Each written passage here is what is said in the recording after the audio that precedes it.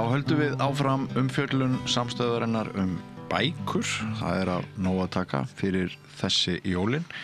Hér ég með bók sem heitir Þegar hún hló. Hún eftir Katrínu Júlíusdóttur sem eitt sinn var ráðherra, ef mann rétt. Hún grípur mann svolítið svona á bakinu. Hér segir umdeild fjölmiðlakona finnst myrt út á Granda en hún hafði verið að taka þátt í Reykjavíkur maraþoni og Katrín komin hingað að rauðaborðinu til þess að ræða þessa bók. Vertu velkomin. Takk fyrir. Til hamingju. Takk kærlega. Þegar hún hló. Já. Flottu titill. Já, hann kom til mín þegar ég var að því að sko þegar ég áður en ég byrja að skrifa að þá, það tekur eiginlega svona stysta tíman í ferlinu. Þá ég búin að hanna karaktera sem ég leyfi að synda í höfðun á mér.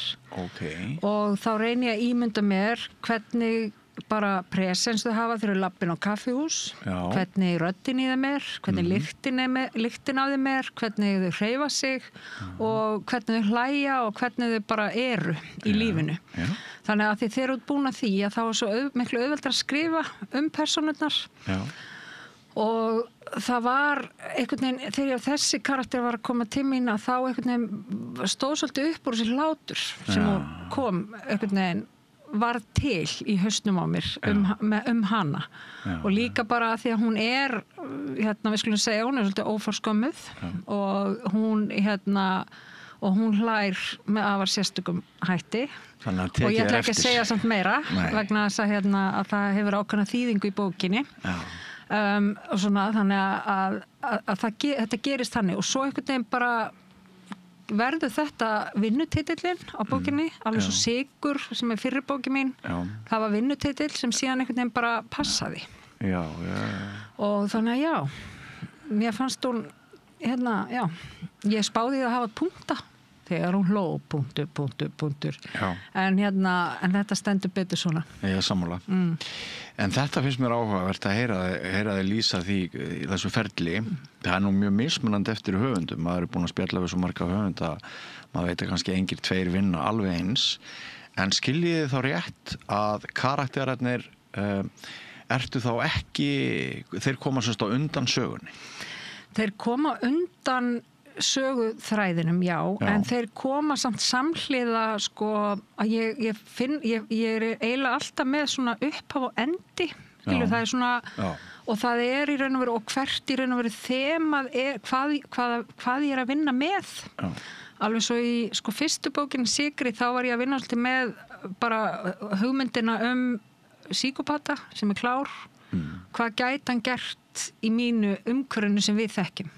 Hversu langt gæti hann gengið og hvað gæti hann komist upp með áður en að hann annarkvort bara tekinn eða einhver stoppar hann. Og yrði hann stoppaður, það mögulega, gæti venjulegt gott fólk á endanum einhver lita vegna stoppaðan eða snappað. Þannig að það var svona þeiminn þar. Núna var ég meira að vinna með mjög sko svona ég ætla ekki að sálgreina hana en hún svona meira kannski hefur narsista rófinu eitthvað staðar, persónuleika röskun en allavega mikill svona, það snýst allt hana. Og þannig að ég sko veit þetta og ég veit af hverju viðkomandi myrtur þegar ég byrja. Þannig að upphaf og endir komin.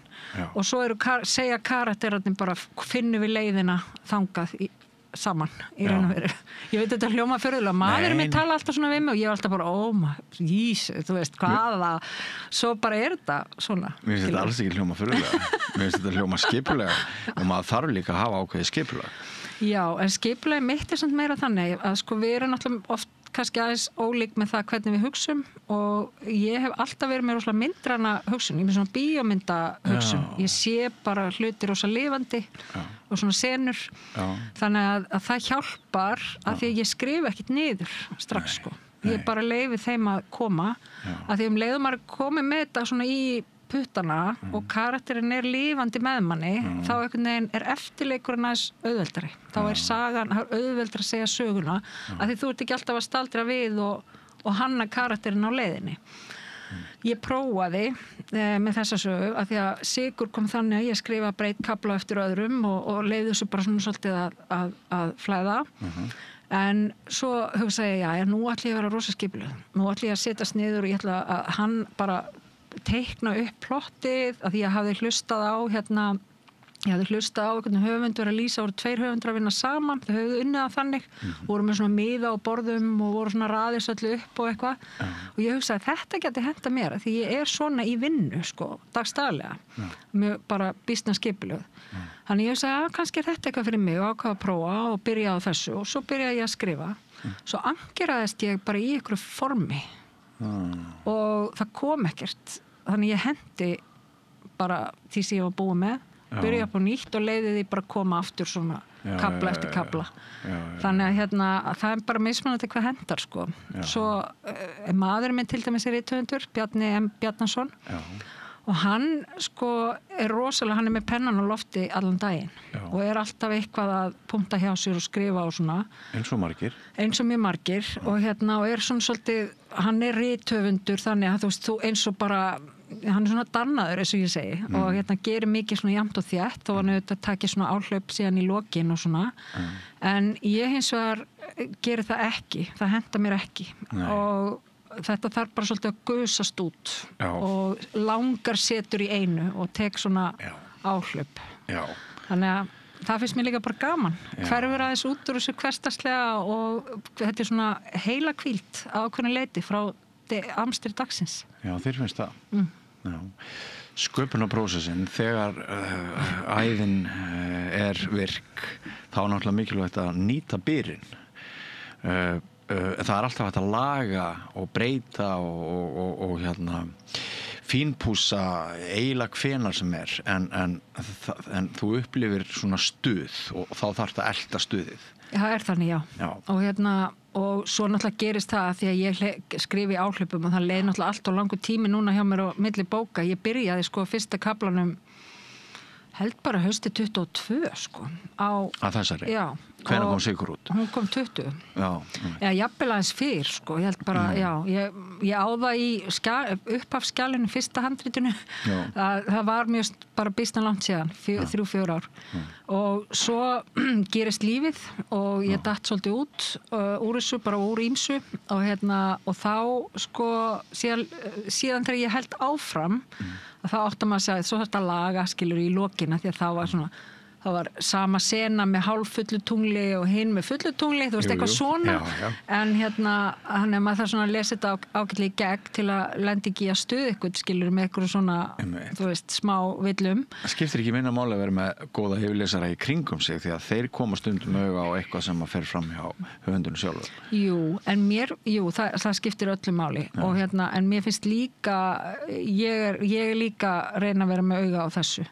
En svo þegar ég er búin að fara kannski 3 í gegn handritið að þá finn ég samt svona að ef ég hætti ekki þá get ég haldið endalaust áfram að því þú veist, þú finnur flest í svona fyrstu 2-3 yfirferðunum og ég lenti alveg smá í því með Sigur að ég var svo stressuð að fullkomnar áráttan og allt bara einhvern veginn og að ég var bara, ég hefði getað haldið endalaust áfram þannig ég var aðeins búin að læra það núna bara, sleppa tökunum það verður allt í lagi, treystu svo bara og að því þú getur alltaf haldið áfram.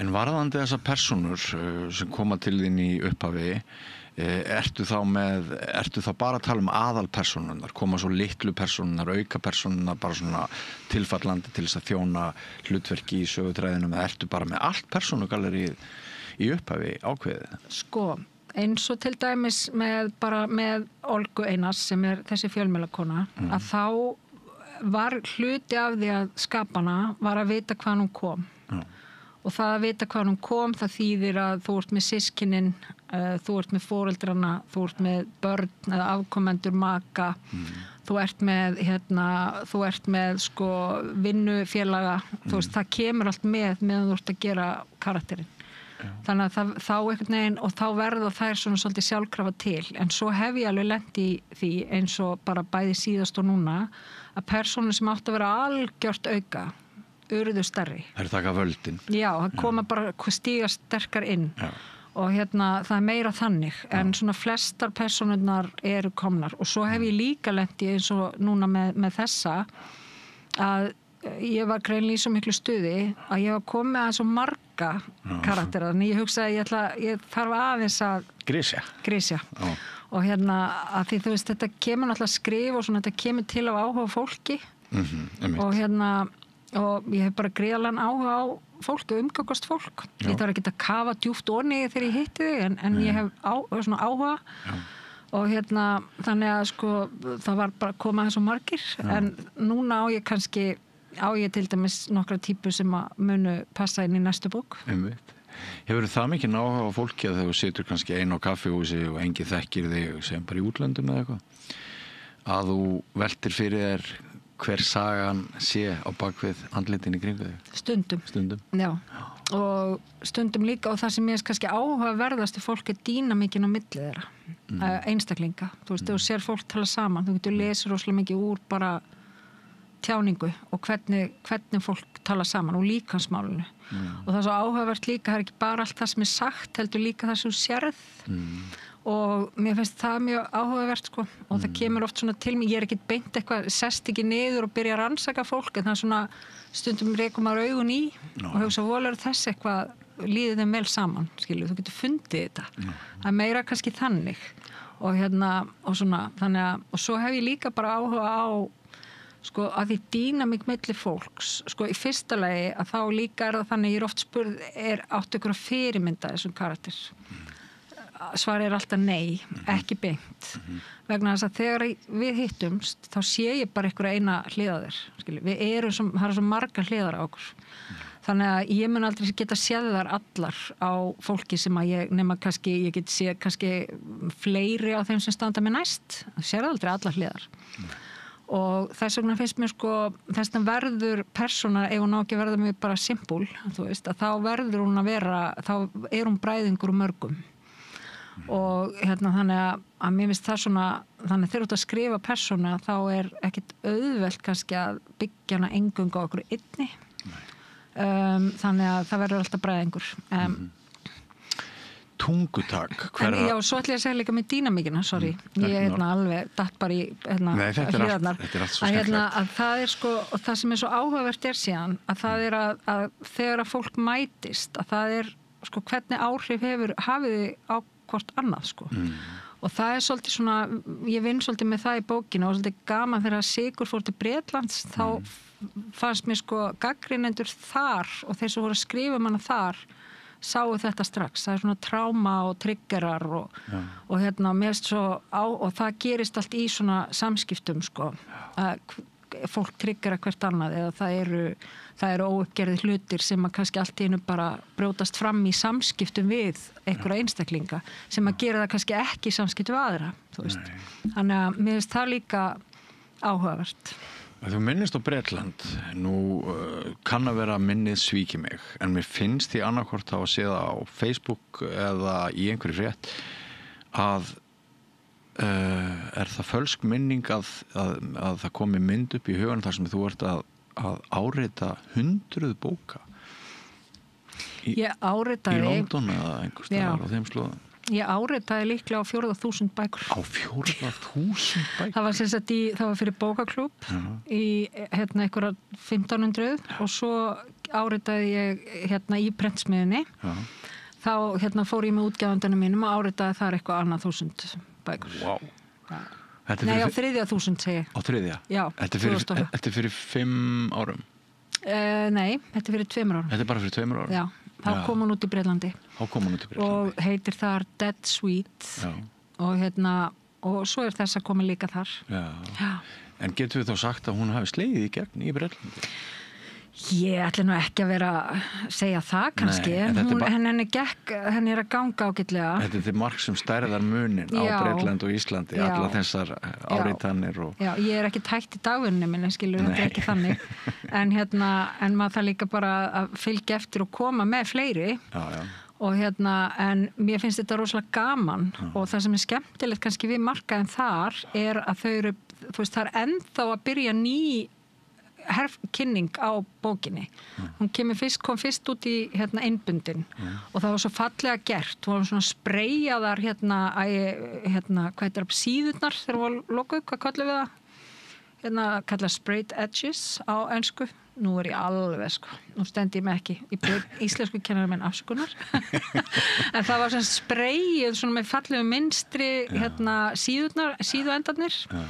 Og svo var og bókin var svona fallega gerð og fyrir hennar bókaklúbb var svona sérstök útgáfa og það var númeraðar áritanir og svona sem rosa gaman. Það var svona gert mikið úr innbundnu og svo kom hún aftur út í Kilju og þá var nýr markhópur sem var verið að tala við.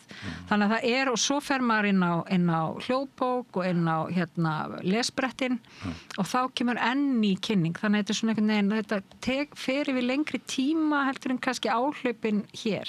En það er líka þau með stærri markað, sko. Og þá getur alltaf verið að tala við nýju hópa, en það er flóknar á Íslandi. Þannig að það er bara mjög gaman, sko. Og ég er, ástæðan fyrir því að ég kemst þangað er út af þessum frábæru höfundi sem eru búin að ryðja brautina, sko. Og það eru höfundar eins og bara, þú veist, fyrst Arnaldur og svo Yrsa og svo Ragnar og Lilja og Eva Björg og þú veist, nefndu það. Og Sólveig og allt frábærir höfundar og svo líka fagbókmenntahöfundarnir. Að allt þetta fólk er búið að búa til eftirspurn eftir íslenskum sögum.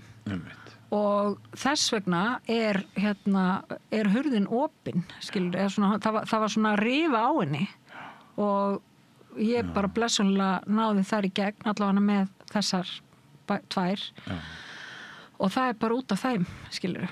Það er bara búið að búa til markað fyrir íslenskar sögur.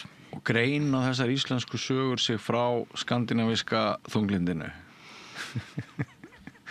Ég veit að ég er nú engin rosalegu greinandi á þessum markaði en það er eitthvað tónn í íslensku bókunum sem ég heyri að það er áhugi fyrir og svo er áhugi bara á Íslandi og við náttúrulega, þú veist, það er líka mjög vinsælar bækurnar, þú veist, eins og Krimmarnir frá Svíþjóð og svona, það er líka, en það er bara, við erum svona í sama flokki, þetta er svona Nordic noir, við erum í sama flokki en samt aðgreinaði sig svolítið, sko.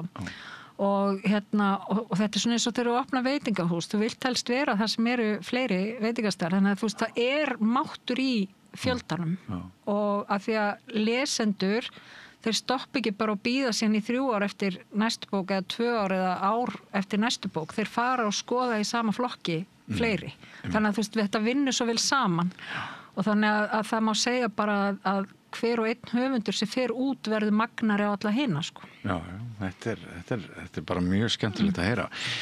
Sko, tungutakpersónuna vinnur mikið í því að hver og eina aðalpersóna hafi sín sérkenni í tungutaki og í öðru lagi beinar tilvitnanir, eru þær snúnari heldur en annað? Sko, ég vinn ekki beint í tungutækinu. En ég vinn aðeins í þessari bók með það að því að hluta til gerist hún fyrir norðan á Húsavík, að þá vinn ég svona aðeins með það með svona talanda meira. Ertu algjör helvit spörðar hálfviti? Já, nei, ég reyndi að nota ekki hörðu, það er svo erfitt að skrifa hörðu norlenskuna, en þú veist, maður hefur alveg hitt svona eldri menn sem búið út á landi sem svona draga seiminn, tala svona hægar og svona og ég nota það aðeins og svona yfirbræði líka bara sko stemmingin yfir þeim, þú veist, þau standa kannski, hann er eitt til dæmis sem er bara fæddur upp alveg fyrir norðan og býr þar og þú veist, maður sér þetta meira þar að þar getur fólk staði bara og hort út á haf og svona einhvern veginn það er svona annað yfirbræð, það er ekki þetta alveg alltaf, sko.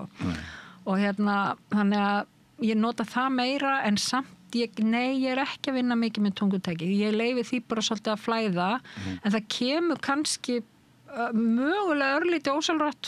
Þú veist, eins og til dæmis það er einn karakter í þessari bók sem kom til mín og var aðeins stærri en hún átti að vera, sem heitir Emilia og er að vinna með Sigurdísi sem er aðalpersonan sko, sem var líki í fyrirbókinni sem er lögreglukona og hún til dæmis bara, ég leyfi henni stundum að segja bara, en það skiptir ekki máli og það kemur svo sem þessu máli ekki heldur við og þú veist, það meira svona hvernig þau setja hlutina fram og þannig að þú fáir smá tilfinningu fyrir því að það svona hvernig hún svona aktar, eða þú veist hvernig hún bara og þannig að það meira þannig frekar en beinlínis tungutakið. Já, ég þori ekki annað en að biðja ykkur áhorfendur og hlustendur afsökunar á þessu inngripi mínu með húsíkingin. Þetta skýrist af gömlum rík milli mývetninga og húsíkinga. En en Katrín, sko, En mér finnst það mjög flott, sko. Já. Að ég ættuð norðan. Já. Og mér finnst þessi talandi mjög góður, já. Ég vildi óska að ég hefði ertan. Ég hefði verið til í það. En sko, í blábyrjun þessa samtals, eða í inngangi þá las ég, sem sagt, hér á bækinu að fjölmiðlakona, hún myrt og það gefið í skyn að það sé mögulega vegna skrifunar, hún sé ágeng eða eitthvað sluð.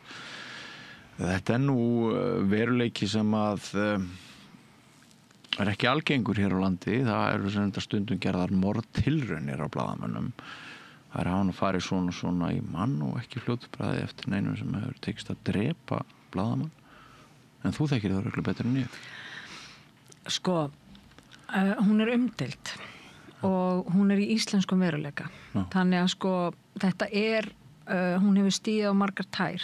Og hún fer að vinna svona með, þú veist, hún alltaf að reyna að leita nýjum leiðum til þess að svona endurskapa sig sem fjölmiðlakonu og það ekki fyrirmynda henni hér á Íslandi vegna þess að sko í litlu samfélagi þá nú kannski pínu snúið að verða, þú veist, einhver Jerry Springer eða einhver svona sem að æsi menn upp og býr til eitthvað rosa drama og en hún ég ekki beinlínis að vinna með það þema í bókinni. Ástæðan fyrir að hún fjölmiðlakona að hún hefur meitt með umfjöllun en það meira á svona persónulegu leveli heldur en beinlínis eitthvað svona sem tengist þjóðfélagslegum málum því hún í þannig málum og þau mál oft jafnvel erfiðari og ég vil bara ekki segja mikið sko, en það meira á því leveli sem þetta snýstum, þannig að þetta verður meira persónulegt. Þannig að það svona þeiminn frekar. Þekkir þú sjálf störf blaðamennskunar? Hefur þú unnið sem blaðamaður? Aldrei.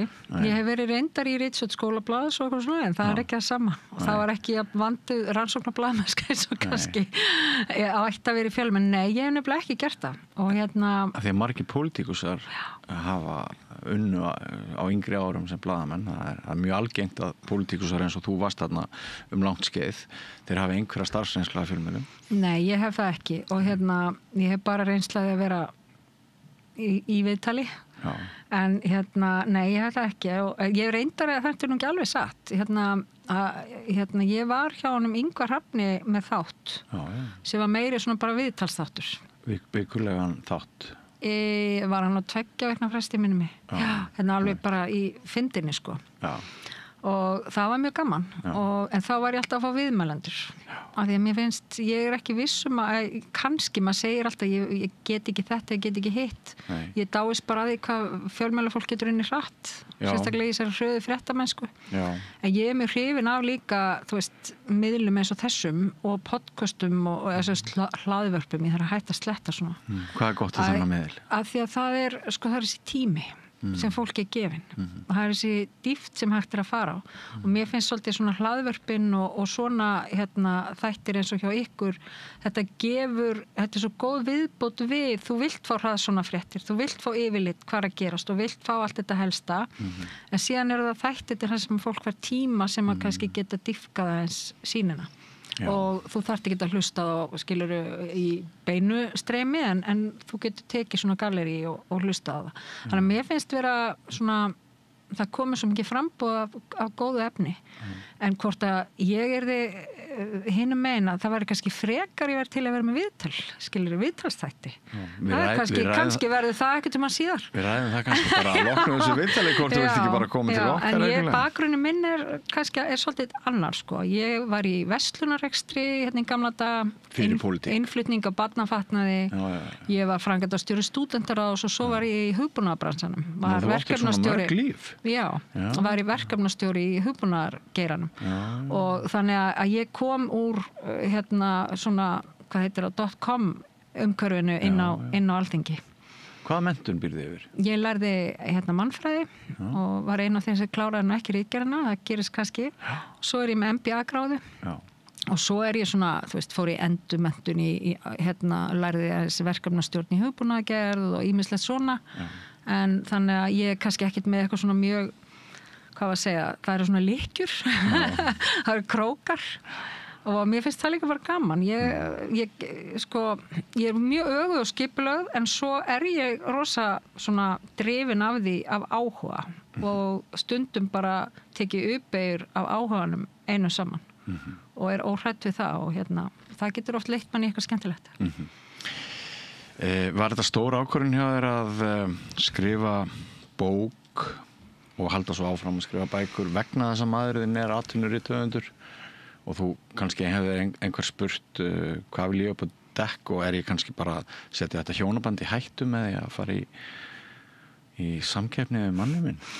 Sko, ég hugsaði sannarlega hvað ég að vilja upp á dekk en það var alls ekki gagnvart manninu minn vegna þess að það var eiginlega hann sem að hvatti mig í þetta af því að hann einhvern veginn náttúrulega bara þekki mig og veit að þegar ég kem heim úr vinnunni þú veist að þá hef ég bara frá því við kynntust þá ég alltaf að pæla í einhverju bara lífinu og mannlífi og sögum af fólki og og ég að stúdera þú veist, horfi mjög mikið á YouTube bara á viðtöl við alls konar fólk bara fólk sem að ég hef aldrei heyrt og hann og það var eiginlega í því samhengi sem að hann fór að hvetja mig til að skrifa því ég fór að spá í það, þú veist, hvað gæti síkópati eins og maður sem ég hafði verið að hlusta viðtal við var hvað gæti hann bara hugsa kannski bara eitthvað svona hér skilur og hvað ætla hann þú veist geri í okkar samhengi því að hann var náttúrulega í miklu stærra samfélagi þessi og kannski auðveldir að fara skiluru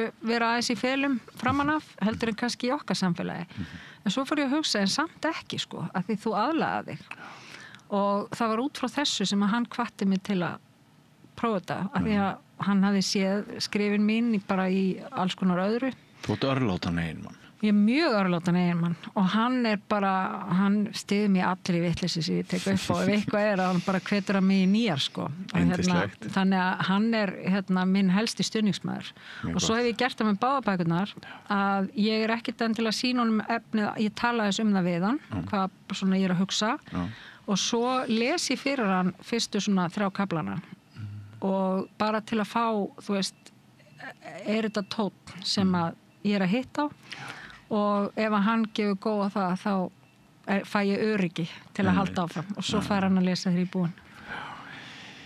Sko, í gær tók ég 2 viðtöl við 2 Íslendinga sumpart sama málefnið, stöðu íslenskunar. Páll Valsson, rithöfundur og bókmennafræðingur vill helst þjóðarátak og til stórhættu á að íslenskan eyðist hverfi okkur með því hverfi ákveðin heimspeki heimur sem bindur okkur saman og sagan og allt þetta og svo ég með 15 ára gamalt ljóðskáld sem nýbúinn að vinna verðlaunasamkeppni og hann hefur líka miklar áhyggjur af stöðu íslenskunar hann yrkir ferskeytlur núna einhverju leyti sem viðbragð held ég við svona reyna eins og mörg okkar við erum að reyna með svolítið örvæntingafullum hætti að gera alls konar skrýtna hluti til þess að halda í íslenskuna en langflestir eru steinsofandi og það kom fram hjá honum Aroni Eli þessu 15 ára ljóðskáldi að ein sökin lægi hjá foreldrum að krakkin kemur heim úr skólanum foreldrið busy, það lítið tjáskipti það ekki verið að nota íslensku mikið á heimilinu krakki fyrir inn í herbyggi og þar fyrir hann á samfélagsmiðlun á internetið og þar 95% af mál heiminum bara á ensku og mér finnst þetta ég hafði, þótt þetta blasi við þar sem að sagði þetta, þá hafði ég ekki velt þessu svo mikið fyrir mér en þú ert að skrifa bók og hún kemur út á íslensku og sannarlega gæti maður ímyndið sér að hún hjálpaði okkur eitthvað en ég ætla bara að spyrja þig eins og ég ætla bara alla aðra viðmælendur þessu dagana hvað getum við gert til þess að við missum ekki tungun okkar? Mér finnst þetta bara frábær spurning vegna þess að ég er ein af þeim sem að trúi ekki á það að svona að tróða hlutum ofan í þú veist, af því að þú getur ekki þvingað eitthvað fram, þetta þarf að gerast í eitthvað svona með náttúrulegum hætti og ef að við erum ekki með aðgengi og framboð af efni á íslensku og líka eins og þú ert að segja búa til aðstöðu fyrir samskipti á íslensku að þá fyrir þetta sko. Við getum ekki einhvern veginn verið alltaf bara einhvern veginn þið verðið. Við verðum að gera þetta þannig að umhverfið sé með góðu aðgengi að öllu þessu efni. Þá vil ég nefna, þú veist, að við bara í fyrsta lagi samfélagið, að það sé, við búum þannig hnútana að foreldrar séu, skilur, hafi tíma til að sinna börnunum sínum. Við séum ekki að vinna, skilur, endalausa yfirvinnu til að ná endur saman. Það er eitt og það er verkefni stjórnmálana. Síðan er það hitt og það eru bækur og ég ætla líka að nefna sjónvarpsþætti og kvikmyndir. Vegna þess að við erum líka mjög miklu neytendur á því. Framboð af ólíkum bókum, þá þurfum við líka að horfa til þýddra bóka. Þú veist, ég þekki til dæmis eins og mínir strákar eru að panta sér bækur á ensku sem tengdir einhverjum tölvuleikjasögum af því að tölvuleikir eru líka með sögum og það má líka horfa til það jafnvel að þýða eitthvað af því þú veist þessum stærstu sagna tölvuleikjum og svo eru gefnar út bækur samhliða því sem að þeir panta sér á utan og svona, en við mögum kannski eigum að horfa til, erum að bjóða upp á er nógu mikið fjármagn í þýðingar og eru við að fá nógu mikið af bókum skilið og lesefni.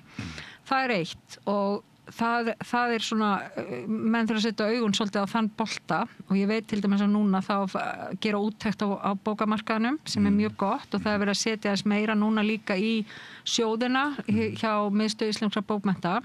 Þannig að það er vel, en við þurfum líka að gera þetta svona kannski markvisst og vita hvert markmiðið er.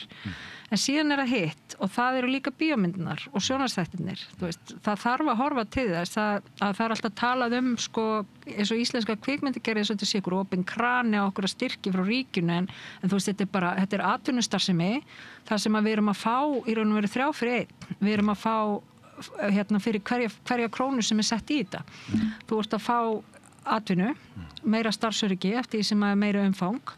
Þú ert að fá líka efnahagsleg umsvif, þú ert að fá skatthyggjur og svo framvegis. En svo ert að fá líka efni á íslensku. Aðgengilegt fjölbreytt efni. Og þú ert að fá líka svona menningarspeil og speil á samtíman sem er verið að skrásetja þá fyrir framtíða kynslóðir. Og við þurfum að hugsa þetta allt. Við þurfum að hugsa líka um leikið efni í sjónvarpi og á streymisveitum. Þannig að mér finnst þetta við þurfum svolítið markvisst að fara að setjast niður og segja, hvernig ætlum við að búa til, búa til umhverfi þar sem að við getum verið með í raun og veru íslenskt efni á hverju strái.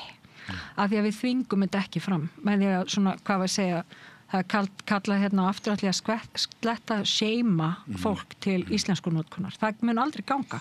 Að því tungumál er bara verkfæri til að tjá sig sko. Og þegar þú fær meira framboð á erlendum tungumálum af því efni sem að vekur áhuga þinn, að þá er ekkit óeðlilegt að það fara allt í að verða tungumáli sem að þú ert farin að nota einhverju leiti í tjáskiptum og ég lendi í þessu sjálfstundum, skilur. Það eru hugtök eins og bara sem tengjast því ég hef komið svolítið í hugleiðslu og svona andlega sviðið. Mér finnst oft til dæmis hugtök á ensku á því sviði miklu skýra mikið betur tilfinninguna heldur en íslensku hugtökin. Þannig að við erum líka svona kannski að þróa líka svolítið tungumáli með okkur. Já, það er eitt af því sem krakkarnir segja. Þeir segja að þeim finnst auðveldar að tjá sig tiltekið mál á ensku en íslensku. Sko, mér finnst frekar að það eigi að leyfa, ég ætla ekki að skammast mér fyrir að einstaka sinnum að sletta inn á einu orði. Ég held að sletturnar sé ekki vandamálið. Nei, það er nefnilega ekki vandamálið. Það sem er vandamálið þegar þú ert raunverulega farin að hugsa á svona í einhverju blöndu af tungumálum. Af því þá missur þetta samhengi og þessi svona hvernig ég orða, það er svona þessi svona sterki þráður sem þú hefur í raun og veru úr sjálfsmynd þinni og út frá því hvað hún kemur. Af því ég held að svona, þeim mun sterkar þessi sjálfsmyndin þeim mun sko auðveldara verður mjög margt í lífinu fyrir þig sko. Og þannig að þetta hangir allt svolítið saman. Þannig ég segi sko við þurfum bara í alvörunni að gera miklu betur þegar kemur að því að styðja við framleiðslu á íslensku efni, hvort sem það er á rituðu eða leiknu efni og vekja þannig bara þú veist bara hvernig þetta er, þú grípur það sem er nálægt þér, þú kveikir á því sem er áhugavert fyrir fram að þig og þeim er meira sem við höfum að því á íslensku því betra sko. Já, við þurfum að setja svona ákveðna árvekni á dagskrá og það þarf auðvitað meiri pening líka og allt það. Og þá líka þýðir ekkert að segja bara, við erum alltaf að segja íslenskan er í hættu en síðan ertu bara að draga úr öllu sem að sko heitir stuðningu við framleiðslu íslensku efni sko. Af því að það er í gegnum það sem þetta gerist, það er ekki bara samtal við foreldrana því að við erum öll neytendur og alls konar afþreyingu og afþreyingi þarf að vera íslensku. Einmitt. Herra Katrín, þetta er búið að vera mjög skemmtilegt að fá þig hér að Rauðaborðinu og spjalla bókina þína í bland við annað þegar hún hló nýkomin út og verður spennandi að sjá viðtökur hennar. Svona rétt í lokin blóð, svit og tár að baki við vinnuna eða bara bingokúlur eins og kom fram í einhverjum þætti? Bingokúlurna lækna, þú veist, blóð, svit og tár stemminguna. Sko, þetta var blóð, svit og tár í lokin og því ég gerði rosalegt áhlaup, tók rosa áhlaup í sumar og kláraði hana við borðstofuborðið á Húsavík hjá frænku minni. Og gat þá líka verið aðeins að spurja hana svona út í eitt og annað, þannig ég væri nú með staðhætti og svona á hreinu. Eða svona fá það staðfest, af því ég er ekki alveg upp þar en hef verið mikið þar. Já, það er það alveg og sérstaklega í lokin sko, þá er þetta það. En samt á góðan hátt, þú veist, ég reynir bara að njóta þess og ég segi sko, ég byrjaði að skrifa til að bara hvíla mig á Excel-skjalinu, þú veist, í lífinu og hvíla mig á dagskipulaginu með, þú veist, börn í íþróttum og tómstundum og bara svona aðeins að leyfa ykkur að svona flæða og gusast út um mér. Og mér finnst það gaman og áhugin og fólki að setja það í eitthvað svona samhengi. Þannig að blóð, svit og tár en samt skemmtilegt, skilur. Það er líka gaman að reyna á sig. Já, og svo er næst að skrifa kvíðin, hvernig við tekur færum. Mér finnst það verst. Þessi staður sem við erum á núna, mér finnst hann erfiðastur. Af því að þú ert allt í einu bara átt þú ekki lengur söguna því að það kemur ykkur annar hinum megin og sér hana með sínum augum. Já, ég stundu velti fyrir mér þegar ég er sjálfur að gefa út bók hvort ég sé masokisti. Já, ég veit það. Það er eiginlega, sko, ég ætla að segja það reitt núna og ykkur. Að það er að sko, ég var búin að vera eitthvað en það búið svo mikið að vera í mínu lífi og svona undanfarið að ég var eitthvað bókin kemur út og ég var einhvern veginn bara mjög róleg yfir þessu öllu og var ekkert alveg komin í eitthvað svona stresskýri yfir því hún væri komin. Ég var bara svo ánað að fá hann í hendurnar og eitthvað svona.